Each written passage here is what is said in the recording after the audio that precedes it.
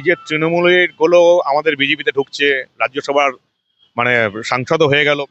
প্রত্যেক বিজেপি কর্মী সমর্থক যারা আছেন তাদের যেটা মনোভাব, আমারও সেটা একই মনোভাব। আমিও প্রচন্ড বিরক্ত, আমারও খুব বিক্ষোভ আছে। আমিও চাই না তৃণমূলের চোরগুলো ঢুকুক। আমাকেও তো পুলিশ কেস দিয়েছে, আমাকেও মমতার পুলিশ জেল খাটিয়েছে, 7 বছর ধরে আমাকেও হ্যারাস করেছে। যেখানে খবর করেছি সেখানে প্রতি মাসে একটা করে কেস হয়েছে। আমাকে গিয়ে হাইকোর্টে গিয়ে জামিন নিতে হয়েছে। তোমরা দেখেছো আমার তৃণমূলের বিরুদ্ধে ক্ষোভ সবচেয়ে বেশি। আমি তৃণমূলকে একদম দেখতে পারি না। অভিষেক বন্দ্যোপাধ্যায় মানব ঘোর মামলাতেও জেলে যাবার কথা আছে। যে মামলাটা আমি করেছি কলকাতা পুলিশের বিরুদ্ধে, তৎকালীন কলকাতা পুলিশের বিরুদ্ধে, মমতা বন্দ্যোপাধ্যায় অভিষেক বন্দ্যোপাধ্যায়ের কলকাতা পুলিশের বিরুদ্ধে, তৎকালীন গিরিশ পার্ক থানার ওসি মিথ্যা মামলা করে মানবকে জেলে পাঠিয়েছিল। সেখানেও এই অভিষেক বন্দ্যোপাধ্যায় জড়িত। তার ফোন থেকেই এই মিথ্যা মামলার উৎপত্তি। এবং আমার মামলাতেও এই যিনি গিরিশ পার্ক থানার তৎকালীন ওসি, তিনিও জেলে যাবেন। এবং তার মুখ থেকে আমরা এই ঘটনার পেছনে, মানবকে জেলে পাঠানোর পেছনে অভিষেক বন্দ্যোপাধ্যায়ের একটা নির্লজ্জ ভূমিকা ছিল, এটাও দেখতে পাবো। এই বামেদের ন্যারেটিভসের বিরুদ্ধে, এই দেশ বিরোধী শক্তির বিরুদ্ধে, এই মমতা বন্দ্যোপাধ্যায়ের দেশ বিরোধী শক্তির বিরুদ্ধে আমাদের লড়াই চলছে, চলবে। অন্তত আমার লড়াই চলবে, এখনো লড়াই চলছে। এটা আমার ব্যক্তিগত মত, যে আমি চাই না ফিরাদ হাকিম, অরূপ বিশ্বাস, এইসব একদম দুর্নীতিবাজ তৃণমূল এগুলো আমাদের দলে ঢুকুক। আমরা তো এদের বিরুদ্ধে এতদিন লড়াই করে এসেছি। আর তৃণমূল যদি আজকে জিততো তাহলে কি এরা আসতো? তারা ওরকম ভাবে ক্ষমতার পর্দা ঠিক যেত। এবং এটাই আমাদের এখানকার বিজেপির 90% কর্মী সমর্থকদের ওই একই মত, এই দুর্নীতিবাজ তৃণমূলীগুলো যেন দলে না ঢুকুক। নমস্কার মানবদা, ক্যাম্পেইন কলিং মিডিয়া আপনাকে স্বাগত। আমি শুরুতেই বলবো যে অচেনা একুশে, একদম 21শে জুলাইয়ের নেই জনসমুদ্র, তবে ভিড়ের নিরিখে যোজন এগিয়ে থাকলো কালীঘাট তৃণমূল। কিন্তু আমি বলবো সেই মঞ্চ থেকেই একদম সুদ সমেত ফেরত দেওয়ার হুঁশিয়ারি দিলেন অভিষেক বন্দ্যোপাধ্যায়। বললেন লিখে রাখুন, সুদ সমেত ফেরত দেব, মিথ্যা মামলা দিয়ে ডায়েরিতে লিখে রাখুন আমার কথা। যারা যে ভাষা বোঝে তাদের সেই ভাষাতেই বোঝাবো। তিনি আরো বললেন যে ফুটপাতে থাকবো তবু বিজেপিকে হারিয়ে বাংলা থেকে উৎখাত করবো। 21-এর মঞ্চে অভিষেক বন্দ্যোপাধ্যায় বললেন যে শুভেন্দু অধিকারী কি পারলেন আটকাতে, অমিত শাহ কি পারলেন, কলকাতা পুলিশ কি পারলো 21শে জুলাই আটকাতে? হেরে ভূত হয়ে গিয়েও দম্ভ ফুটানি এক বিন্দুও কমেনি। কি বলবেন? 21শে জুলাই ধর্মতলা চত্বরটা তো একটা পার্টির বাপের সম্পত্তি হয়ে গেছিল, যে জন্য আমরা বহুদিন ধরে আন্দোলন করেছিলাম, বহু বছর ধরে আন্দোলন করেছিলাম যে 21শে জুলাই একটা পার্টির শুধুমাত্র নিজেদের জায়গা কেন হবে। সেটা যে আজকে ঘুচিয়ে গেছে, এটা মমতা বন্দ্যোপাধ্যায় এবং অভিষেক বন্দ্যোপাধ্যায়ের বোঝা দরকার। আজকে 21শে জুলাই 4টে জায়গায় পালন হয়েছে।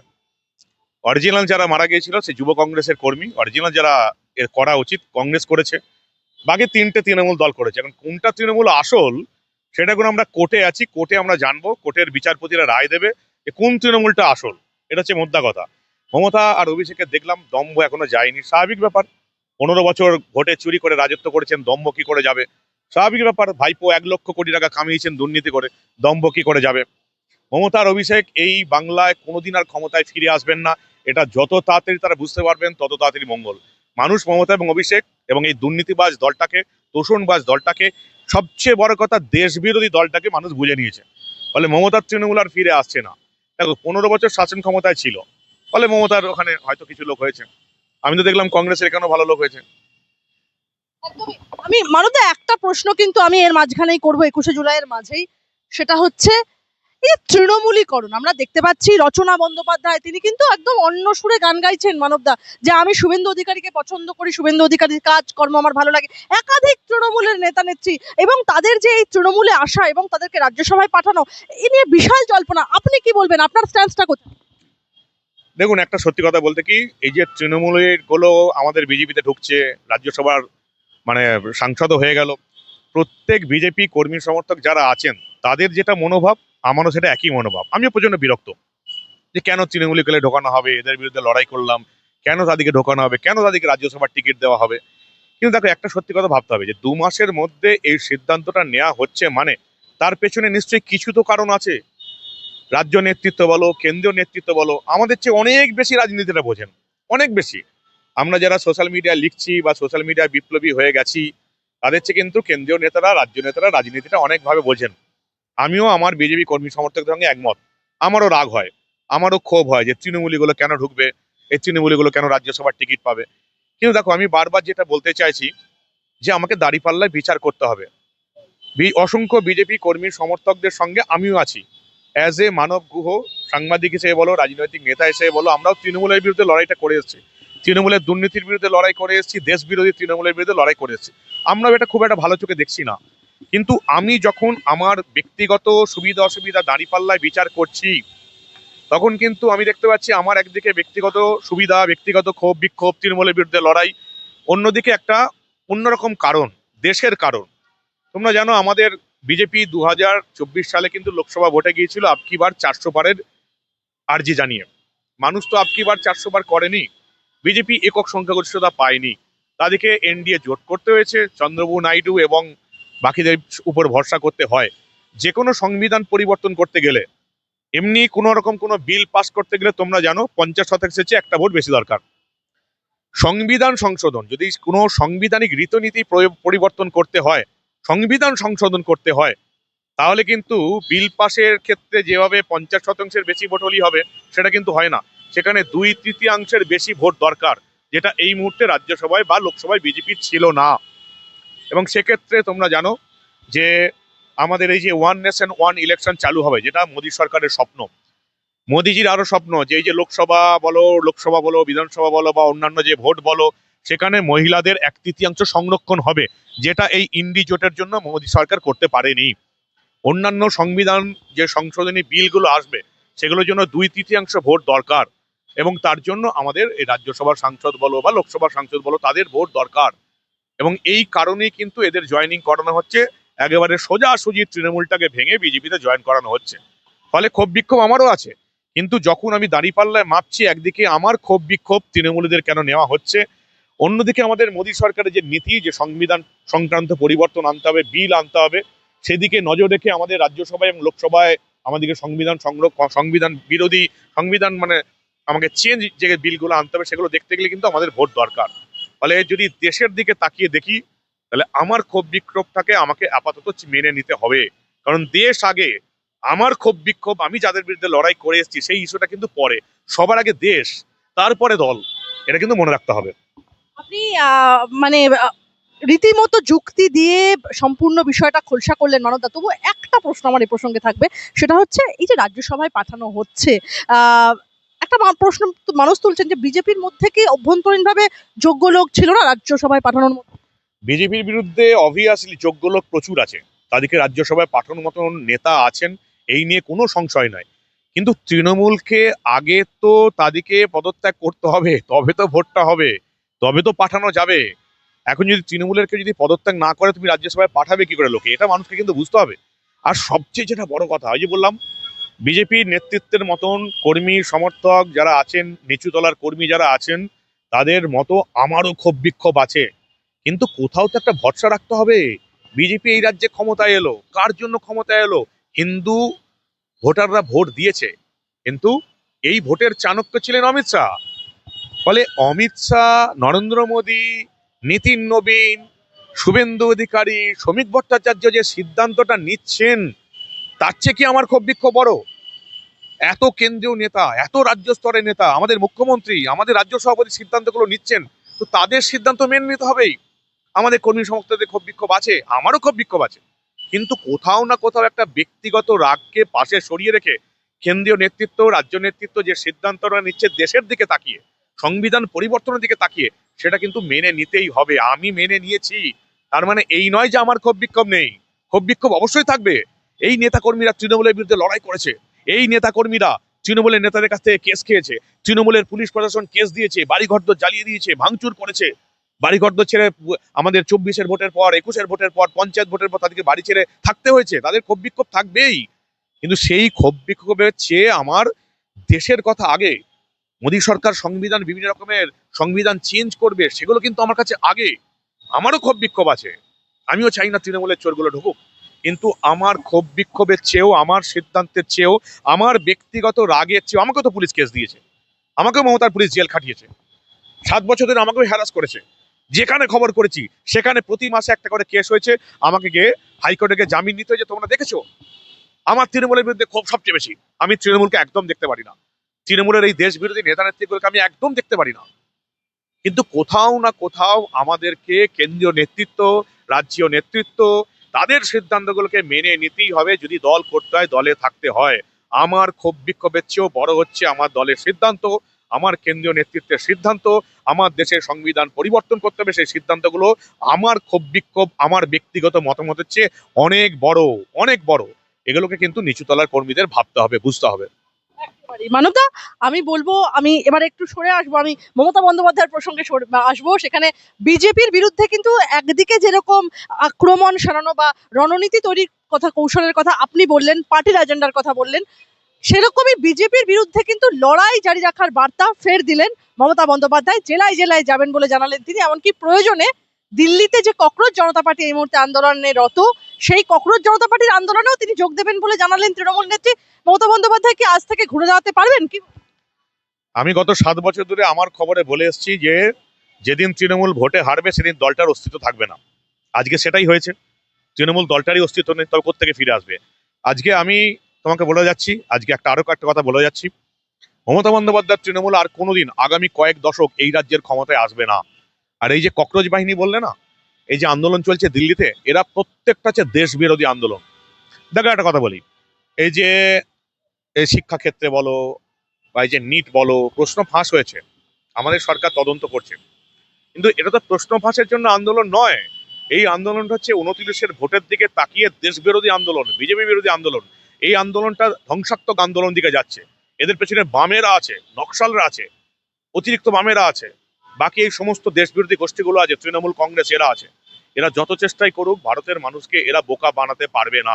এরা প্রত্যেকটা দেশ বিরোধী আন্দোলনকারী দল, দেশের মানুষ এদেরকে মেনে নেবে না।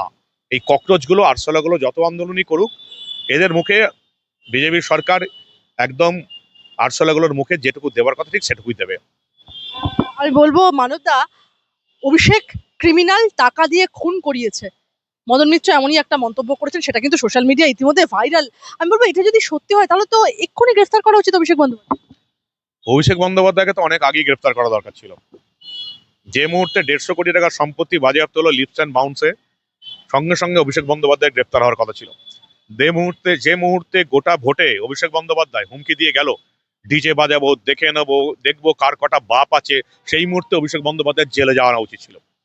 এবং আমি আপনাকে আরো একটা কথা বলে রাখছি, যে অভিষেক বন্দ্যোপাধ্যায় মানব ঘোর মামলাতেও জেলে যাবার কথা আছে। যে মামলাটা আমি করেছি কলকাতা পুলিশের বিরুদ্ধে, তৎকালীন কলকাতা পুলিশের বিরুদ্ধে, মমতা বন্দ্যোপাধ্যায় অভিষেক বন্দ্যোপাধ্যায়ের কলকাতা পুলিশের বিরুদ্ধে, তৎকালীন গিরিশ পার্ক থানার ওসি মিথ্যা মামলা করে মানবকে জেলে পাঠিয়েছিল, সেখানেও এই অভিষেক বন্দ্যোপাধ্যায় জড়িত। তার ফোন থেকেই এই মামলার, মিথ্যা মামলার উৎপত্তি।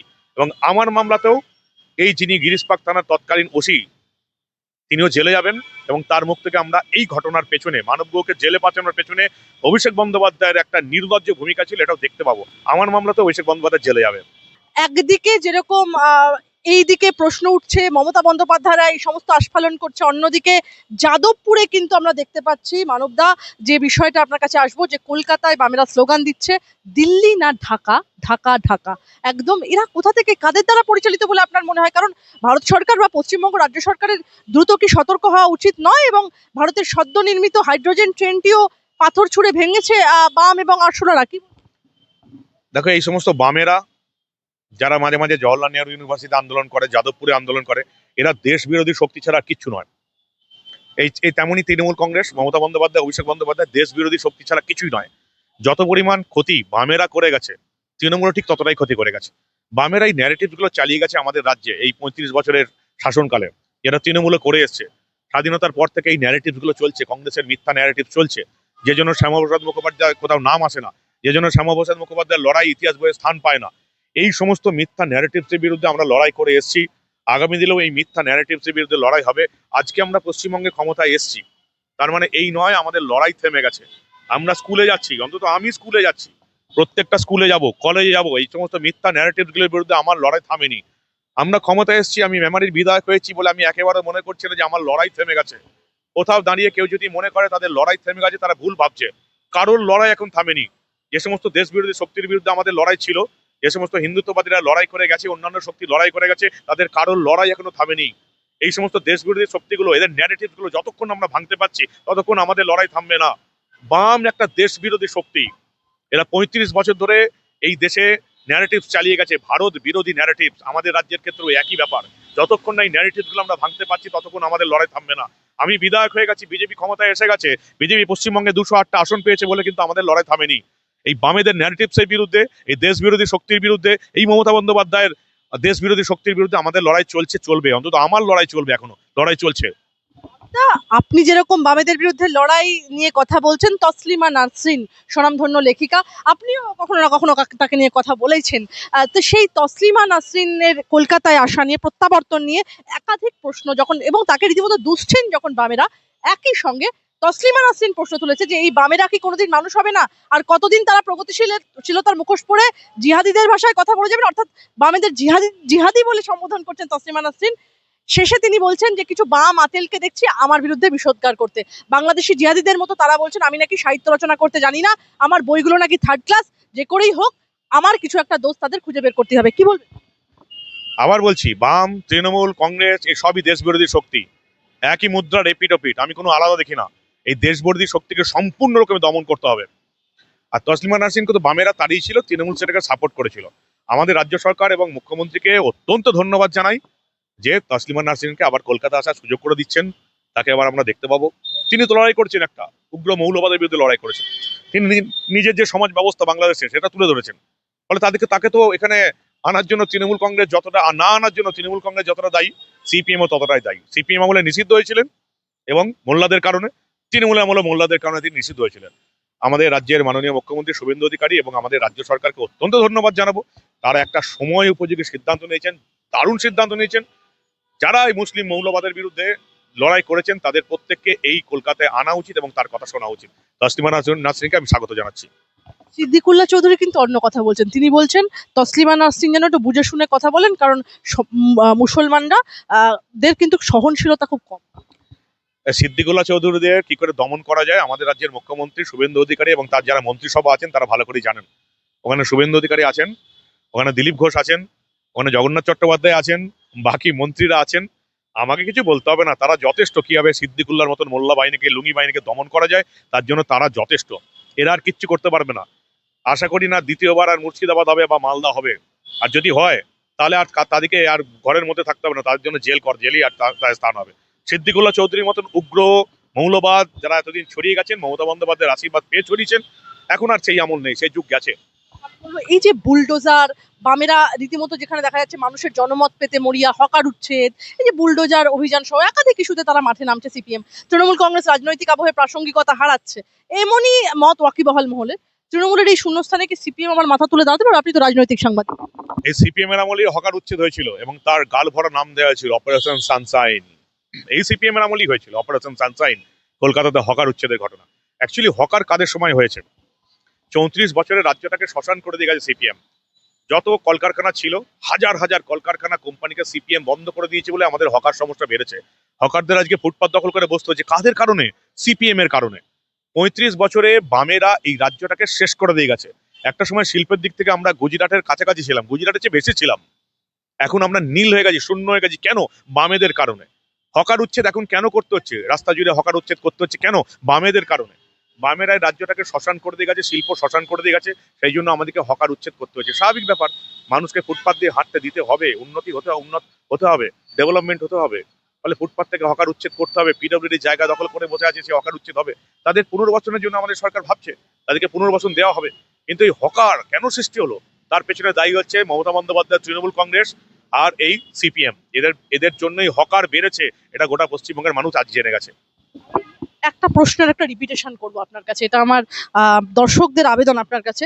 সেটা হচ্ছে, তৃণমূল ছেড়ে কিন্তু এনসিপিআইতে যে যোগ দিলেন কাকলি ঘোষ দস্তিদাররা, শতাব্দী রায়, কোয়েল মল্লিকদের মতো একদম অত্যন্ত পরিচিত মুখ, রাজনৈতিক ব্যক্তিত্বের পাশাপাশি যাদের কিন্তু একটা অন্য পরিচয় রয়েছে। আমি বলবো এর মধ্যে এবার কোয়েলের বাবা রঞ্জিত মল্লিক কিন্তু বলেছিলেন এর আগে যে অভিষেকের মতো ছেলে হয় না। এরা যদি এরপর বিজেপিতে আসেন মানবদা, তাহলে দলে একটা কি বার্তা যাবে? কারণ ডেরেক ওব্রায়েনও নাকি বিজেপিতে আসতে চলেছেন। মানে কি বলবেন, রাজ্যসভায় কি সত্যি এদের সাপোর্ট ছাড়া বিজেপির চলতো? দেখো, শাসক দলে সবাই আসতে চায়, এখন পলিটিক্সটা এরকমই হয়ে গেছে। যে ক্ষমতায় থাকবে আমি তার দলেই যাব, এটা এখন নিয়ম হয়ে গেছে। একসময় সিপিএম ছিল, সবাই সিপিএম ছিল। একসময় তৃণমূল এলো, সবাই তৃণমূলে চলে গেল। বিজেপি এসছে, সবাই বিজেপিতে আসতে চায়।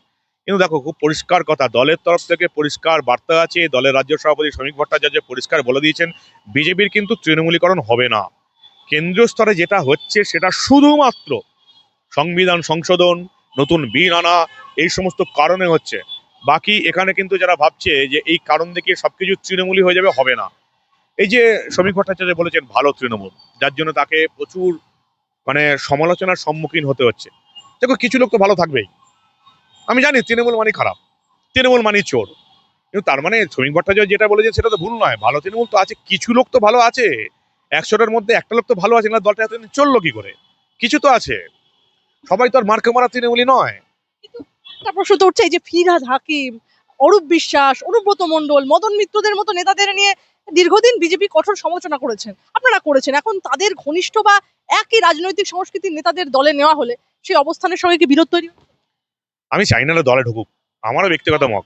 এই তৃণমূলের যে কথাগুলো তুমি বললে দুর্নীতি বা এরা আমি চাই না দলে ঢুকুক, এটা আমার ব্যক্তিগত মত। যে আমি চাই না ফিরহাদ হাকিম, অরূপ বিশ্বাস, এইসব একদম দুর্নীতিবাজ তৃণমূল এগুলো আমাদের দলে ঢুকুক। আমরা তো এদের বিরুদ্ধে এতদিন লড়াই করে এসেছি, আর তৃণমূল যদি আজকে জিততো তাহলে কি এরা আসতো? তাহলে তারা ওরকম ভাবে ক্ষমতার পর্দা ঠিক যেত।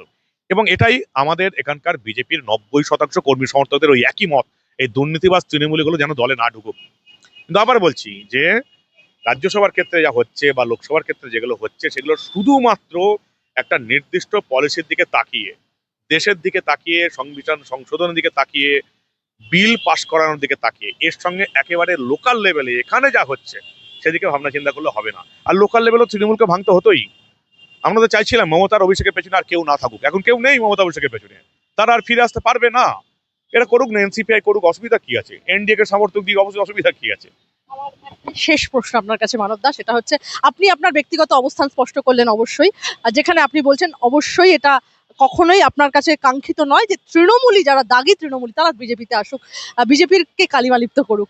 আমি বলবো যাদের ভাবমূর্তি এবং অতীত অতীত বিতর্কিত তাদের ক্ষেত্রে কি কি কঠোর নীতি থাকা উচিত বিজেপি? অবশ্যই কঠোরই থাকা উচিত, কিন্তু আবার বলছি যে আমার কাছে দল আগে, এবং আমার সেই দলের নীতি হচ্ছে দলের চেয়ে দেশ আগে। ফলে আমি দেখি যে এটা দেশের উপকারে আসছে। এই যে আবার বলছি, আবার রিপিট করছি, অনেকগুলো বিল আসবে, ডিলিমিটেশনের বিল আসবে, সংবিধান সংশোধনকারী বিভিন্ন বিল আসবে, one nation one election bill আসবে, মহিলাদের 1/3 সংশোধন বিল আসবে। এগুলো সব কিন্তু নরেন্দ্র মোদীর মস্তিষ্ক প্রসূত। মোদী সরকারের এই বিলগুলো আসবে, এগুলো দেশের জন্য দরকার। ভাবতে পারছো ওয়ান নেশন ওয়ান ইলেকশন, বিধানসভা এবং লোকসভা ভোট যদি একবারে হয়, 7 লক্ষ কোটি টাকা আমাদের সরকারের বাঁচবে, আমাদের দেশের বাঁচবে 7 লক্ষ কোটি টাকা, যেখানে আমাদের দেশের ডেভেলপমেন্টের কাজ হবে। নরেন্দ্র মোদীজি চাইছেন যে মহিলাদের সংরক্ষণ হোক, 1/3 সংরক্ষণ হোক। আমাদের নরেন্দ্র মোদী চাইছেন যে 1/3 সংরক্ষণ হোক, ডিলিমিটেশন হোক, বিভিন্ন সংবিধানের সংরক্ষণ আসুক, ওয়ান নেশন ওয়ান ইলেকশন হোক। এবং এইগুলো আনতে গেলে আমাদের লোকসভা এবং রাজ্যসভাতে আমাদের যথেষ্ট সংখ্যাগরিষ্ঠতার প্রয়োজন, 2/3 সংখ্যাগরিষ্ঠতার প্রয়োজন, এবং এগুলো দেশের জন্য দরকার। এবং আবার বলছি, এইগুলো যখন করতে হবে, এইগুলোর সঙ্গে যদি বিচার করি, তাহলে আমার যেটা বিচার, যে এই দাগি তৃণমূলীগুলো, দুর্নীতিবাজ তৃণমূলীগুলো ঢুকতে দেওয়া যাবে না, আমার বিচারটা কোথাও যেন নিচে থেকে যাচ্ছে। আমার কাছে দেশ আগে, তারপরে আমার দল। এবং আমার দলের ক্ষেত্রে দল যেটা নির্দেশ দেবে, শ্রমিক ভট্টাচার্য যেটা বলবেন, অমিত শাহজি যেটা বলবেন, শুভেন্দু অধিকারী যেটা বলবেন, সেটা মেনে নিতে হবে। আমার ক্ষোভ বিক্ষোভকে আমাকে সোশ্যাল মিডিয়ায় আনলে হবে না। আমি আবার বলছি, বিজেপির কর্মী সমর্থকরা যেটা ভাবছেন, যেটা বলছেন, একেবারে ঠিক ভাবছেন, আমি তাদের সঙ্গে একমত। এই দুর্নীতিবাজ তৃণমূলগুলোকে ঢোকানো উচিত নয়, আমি একমত তাদের সঙ্গে। কিন্তু আবার বলছি, দল আগে, দলের চেয়ে দেশ আগে। দেশের কথা ভেবে আমাদেরকে এগুলোকে একটু মেনে নিতে হবে, অন্তত উপরের ক্ষেত্রে, রাজ্যসভার ক্ষেত্রে বা লোকসভার ক্ষেত্রে। শ্রমিক ভট্টাচার্য এখনো বলেছেন কিন্তু বিজেপির তৃণমূলীকরণ হবে না, সবাই একেবারে ঢুকে পড়বে, ফিরহাদ হাকিম ঢুকে পড়বেন, অরূপ বিশ্বাস ঢুকে পড়বেন। এটা আমার মনে হয় না হবে, মনে হয় না এ সব তৃণমূলী এখানে ঢুকে পড়বে এবং তারা আগামী লোকসভা বা বিধানসভাদের টিকিট পাবে। আমার মনে হয় না এটা হবে।